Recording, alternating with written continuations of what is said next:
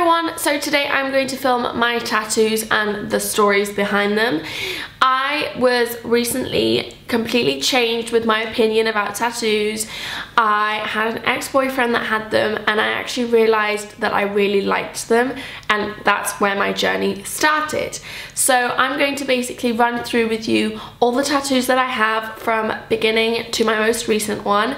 I currently have 6. 6 is my lucky number, so I'm currently going to stand at 6. I'm thinking I might get another one maybe when I get married, like a little couples one. But I'm not 100% yet about what I think. So yes, let's get started. So the first one I got was one right after my ex and I broke up, and he was my first love, and he was the one that actually had tattoos that made me completely look at tattoos differently and see the meaning behind them and see that they can actually be done really nicely. Basically, the first one I got is on my left side boob next to my rib, and it is so small. It is basically the outline of a heart. I got it in London and I'm actually really pleased I got it because a heart to me symbolizes so much. It symbolizes the love you can have for a person, whether that's a family member, whether that's like a boyfriend or a girlfriend. To me, it just symbolizes so much, and love is something so important in my life. I feel like love is something that you can be absolutely crazy about and can make you so happy at the same time. So that is my first tattoo. I'm really pleased with how that one turned out. However, this was my first tattoo and I feel like they could have actually done it better. When I first got it, there was one side of the heart that was slightly thicker than the other, and that really annoyed me because I like everything to be perfect, especially when it's going to be on my body for the rest of my life. And this place was actually a good place, so I was a bit confused and a bit upset. But when I got my other ones done, I actually got my tattoo artist to fix it. So my second tattoo was one that is probably the most meaningful to me. It is on the right side of my boob, and it is the word warrior. Now, warrior to me reminds me of so much, because when I was younger and I went to school, I used to battle a lot with depression and anxiety and used to worry about everything and overthink. And this I actually got because someone said it to me. I was going through a ballet exam and it was going to be my last one, so it was all the pressure on me, and there was this one element that I was freaking out about, and I knew it was going to take my marks down. Someone said to me, don't be a warrior, be a warrior, and it just really resonated with me and just made me feel like, you know what, that's so true. Just try your hardest and that's what will get you through it. And it made me look at things so much differently, not just with ballet, but the way I am with my anxiety and the way I was with my depression. And I really liked it, so I decided to get the word warrior on the side of my boob. I got this one done in Copenhagen before I moved to Copenhagen, and I went to a really good tattoo artist that actually ended up doing quite a few of my tattoos. And yeah, I was really pleased with how this one turned out. This was very painful though. On the side of my ribs, I'm going to say was the most painful. So the third tattoo I got was probably one of the ones that actually doesn't have a meaning, but I thought was really pretty. It is an angel wing and is on the side of my ankle, on the side of my right ankle. And I really liked this. I ended up seeing it on Pinterest and I thought, I want that. I don't know why. I want that tattoo because it looked pretty. And now I'm kind of a bit like, should I have got 2? Because when I tell people about it, they're like, why have you only got 1? But then when I went to my artist and we tried to put 2 on, we weren't sure whether to put 1 on each ankle or if I should do the same ankle and like put 2, like put 1 on each side but on the same foot, but then the other foot would look weird because it has nothing on it. So I was a bit confused what to do, so I kind of just ended up leaving it with just 1. But I really like this one. I think it looks really pretty. It's not too much, it's not too little, and I like the way it's actually turned out. And pain level was pretty low for this one. It was actually quite easy. Right, so number 4. Number 4 has a story. Number 4 is actually on my left hand. It is on my wrist.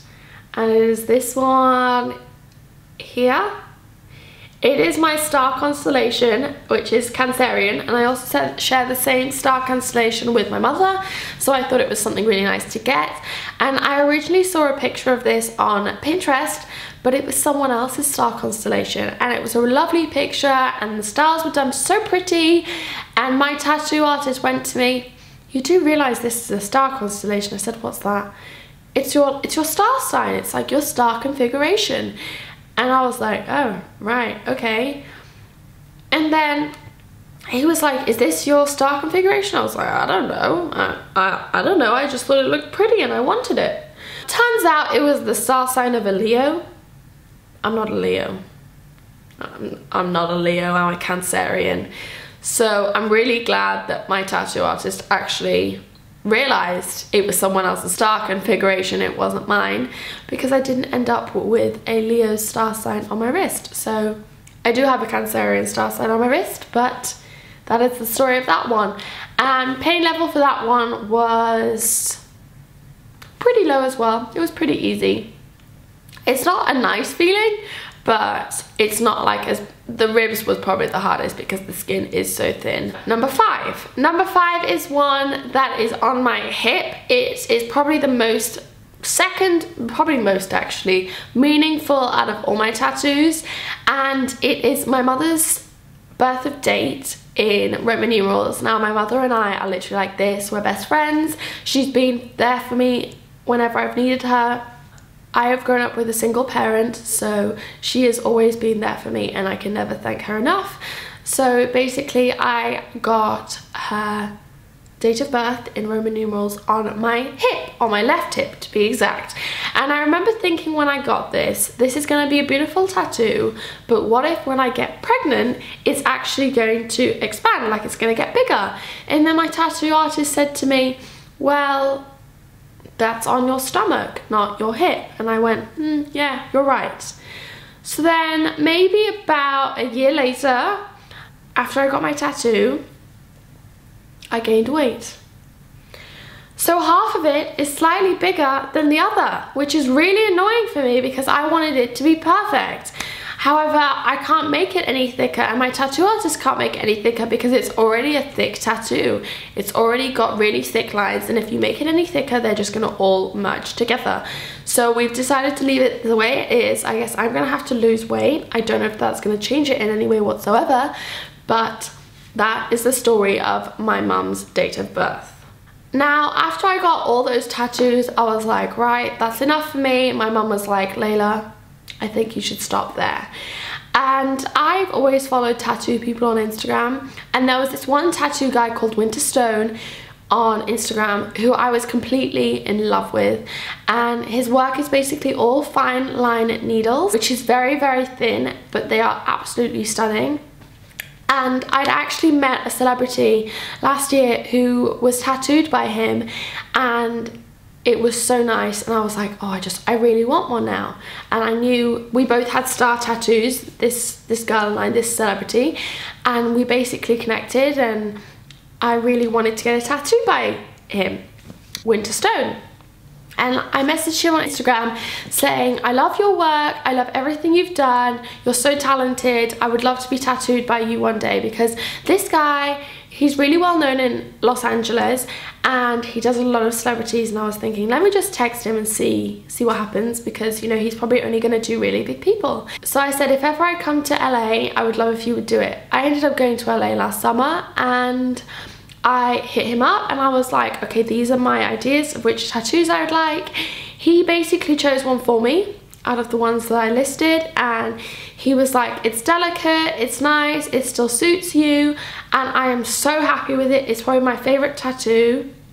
If I could do all my tattoos again, I'd probably have them all done by him. He is so talented and he is the loveliest guy. It is actually the one that is on my other wrist, and it is a bee, and it is my most favorite thing ever. It is so lovely done, so fine lined, it's got so much detailing to it, and it suits me perfectly because I can have all my bracelets on and you can still have this small detailing of the bee, and it's so delicate, and I really love it. But that is probably one of the other ones that does not have a meaning, which I know is sad, but I really like it. So everyone, I hope you liked my tattoos and the stories behind them. This is the end of the video. I will see you on Friday for the next video.